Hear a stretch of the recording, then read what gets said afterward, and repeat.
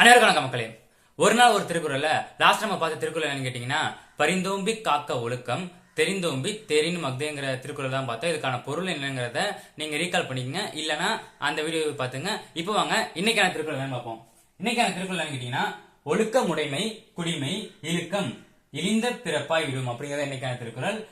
இதுல குடிமைங்கிற பொருள் நமக்கு தெரிஞ்சிருக்கணும். குடிமைங்கிறதுக்கான பொருள் மற்றும் இழுக்கம்ங்கிறதுக்கான பொருள் தெரிஞ்சுக்கணும். குடிமைனா என்னன்னு கேட்டீங்கன்னா உயர்குடி,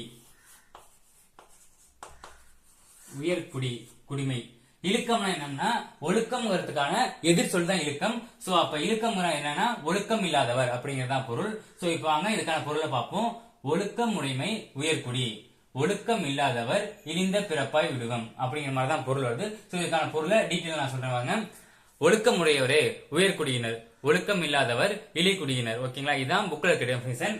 இப்ப வாங்க இதுல என்னென்ன தெரிஞ்சுக்கணும்னா, முக்கியமா இந்த இழிந்த பிறப்பாய் விடும் அப்படின்னு இருக்குங்களா, இழிந்த பிறப்பாய் விடுங்கிறதுல முடியுதுனால இது என்னது பெயரெச்சம். ஓகேங்களா, அவ்வளவுதான். இந்த திருக்குறள் தெரிஞ்சுக்க வேண்டியதுதான் பெயரெச்சம். இழிந்த பிறப்பாய் விடுங்கிறது பெயரெச்சம், குடிமைங்கிறதுக்கான பொருள் உயர்குடி, இழுக்கம்ங்கிறதுக்கான ஆப்போசிட் தான் ஒழுக்கம். சோ ஒழுக்கம் இல்லாதவர். ஓகேங்களா, எது சொல்லணும்னு சில டைம் கேட்கலாம், அதனால மறக்காம இதை நோட் பண்ணி வச்சுங்க. நன்றி. நெக்ஸ்ட் வீடியோல பார்ப்போம்.